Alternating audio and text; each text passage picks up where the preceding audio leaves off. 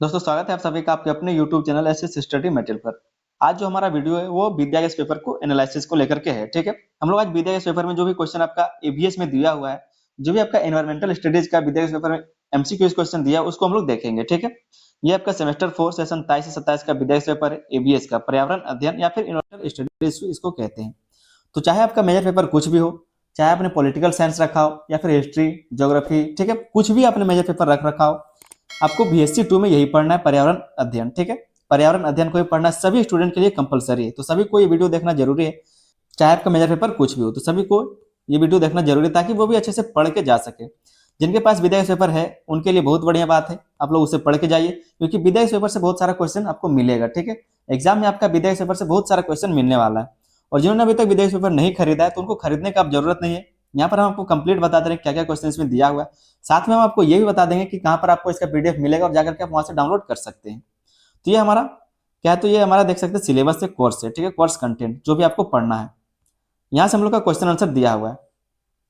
इससे पहले कि हम लोग क्वेश्चन आंसर को समझे, आप लोग चैनल पर अगर नए तो चैनल को सब्सक्राइब कर लीजिए, अपने दोस्तों में इसको शेयर कीजिए ताकि वे लोग भी इससे देख सके, पढ़ सके और व्हाट्सएप ग्रुप को ज्वाइन कर सके। वहाँ पीडीएफ मेरा दिया हुआ है, तो आप ग्रुप को ज्वाइन करके आप लोग पीडीएफ को डाउनलोड कर सकते हैं। अपने दोस्तों को शेयर कीजिए ताकि वे लोग भी पीडीएफ को डाउनलोड कर सके और अच्छे से तैयारी करके जाए।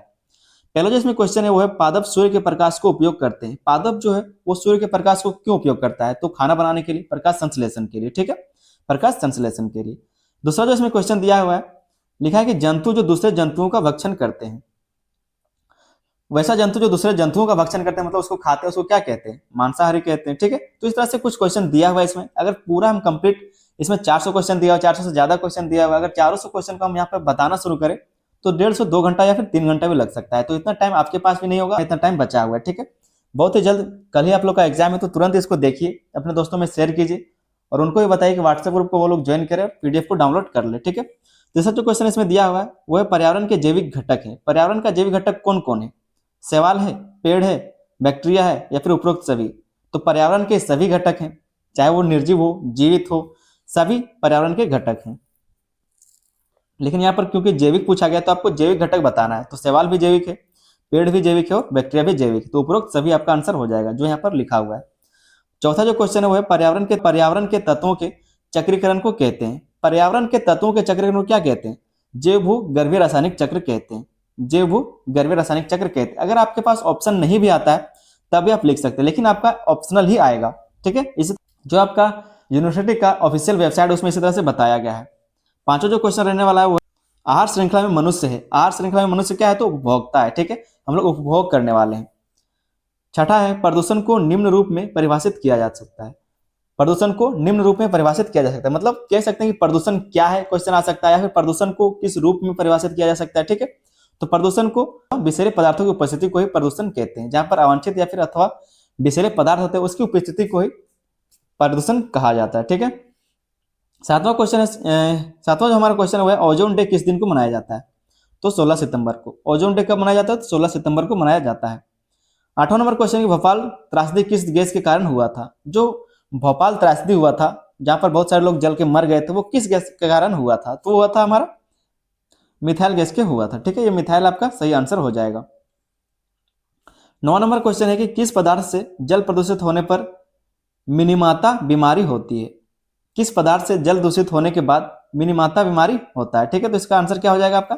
Mercuric chloride. Mercuric chloride. तो विद्या इस पेपर को आप लोग जरूर से पढ़ के जाइए, बहुत सारा क्वेश्चन इसमें दिया हुआ है जो आपका एग्जाम में मैच करने वाला है। 10वां नंबर क्वेश्चन है कि जल का क्लोरीकरण किया जाता है। जल का क्लोरीकरण क्यों किया जाता है? तो गंध हटाने के लिए करते हैं, या फिर धूलित धूलित खनिज को अवक्षेपण के लिए करते हैं, या फिर पैथोजन एवं कवक को मारने के लिए करते हैं, या फिर के लिए करते हैं। तो किसके लिए करते हैं? तो पैथोजन एवं कवक को मारने के लिए। तो इस तरह से विदेश पेपर को आप लोग जरूर पढ़ के जाइए।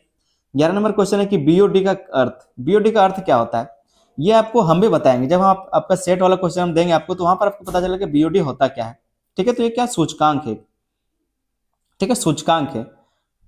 ये जो बीओडी ये क्या करता है, तो पानी के क्वालिटी को बताता है, कितना प्योर है वो और कितना इसमें गंदगी है। ठीक है, तो बीओडी से इसको नापा जाता है, एक सूचकांक है ये।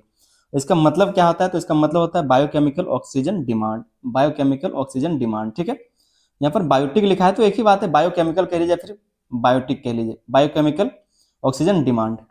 तो आप देखेंगे कि यहाँ पर आंसर गलत मिल जाएगा आपको, ठीक है, गलत मिल जाता है। यहाँ पर लिखा है कि बायोलॉजिकल ऑर्गन डेथ, ये भी आपका हो सकता है कि बीओडी का मतलब हो सकता है कि बायोलॉजिकल ऑर्गन डेथ, लेकिन ऐसा नहीं है। बायोलॉजिकल ऑर्गेनिक यहाँ पर डेथ लिखा है, बायोलॉजिकल ऑर्गेनिक डेथ, लेकिन यहाँ पर हम लोग बायोलॉजी नहीं पढ़ रहे, हम लोग यहाँ पर एवीएस पढ़ रहे हैं। यहाँ पर जो बीओडी का मतलब होगा वो आपका होगा बायोकेमिकल ऑक्सीजन डिमांड, ठीक है, बायोकेमिकल ऑक्सीजन डिमांड होता है बीओडी का मतलब।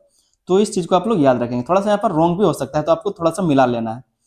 अगला जो क्वेश्चन है वो है किस प्रदूषण के कारण तेजाबी वर्षा होती है। किस प्रदूषण के कारण तेजाबी वर्षा होता है, किसके कारण होता है, तो सल्फर के कारण, सल्फर डाइऑक्साइड के कारण, इसी कारण तेजाबी वर्षा होता है। तो कुछ इंपॉर्टेंट क्वेश्चन यहाँ पर दिया, ऐसा नहीं कि सारा ही गलत रहेगा, सो एक दो हो सकता है, एक प्रिंटिंग मिस्टेक हो सकता है, इसी कारण गलत दिया हुआ रहता है। मृदा प्रदूषण का मुख्य कारण क्या है, तो मृदा प्रदूषण का मुख्य कारण क्या है, खनन हो सकता है, सबसे ज्यादा खनन कारण मृदा प्रदूषण होता है।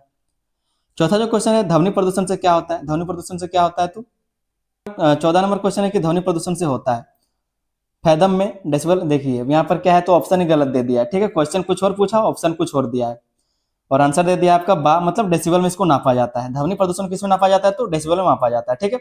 सारा क्वेश्चन हम करवा देंगे खुद से, सेट 1 सेट 2 करके, यहाँ पर आपको ज्यादा दिमाग लगाने की जरूरत नहीं। अगर हम पीडीएफ आपको दे रहे हैं, ठीक है, पीडीएफ से आप मिला लीजिएगा, मेरा जो क्वेश्चन कराया हुआ रहेगा उससे, ठीक है, विद्या के पेपर को आप लोग मेरे पीडीएफ से मिला लीजिएगा जो हम आपको क्वेश्चन दे रहे हैं। अगले वीडियो जो हम बनाएंगे उसमें हम अपने से क्वेश्चन जो बना रहे हैं उसको आप देख के जाइएगा। क्वेश्चन बहुत सारे इंपॉर्टेंट इसमें दिया, क्योंकि इसमें 400 से ज्यादा क्वेश्चन दिया हुआ है, और 50 क्वेश्चन आराम से इसमें मैच करेगा।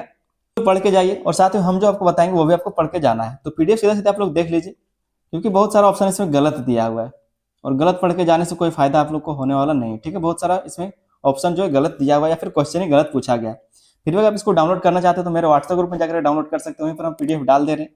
अपने दोस्तों को भी शेयर कर दे ताकि वे लोग भी जाकर के पीडीएफ डाउनलोड करें और अच्छे से देख के जा सके।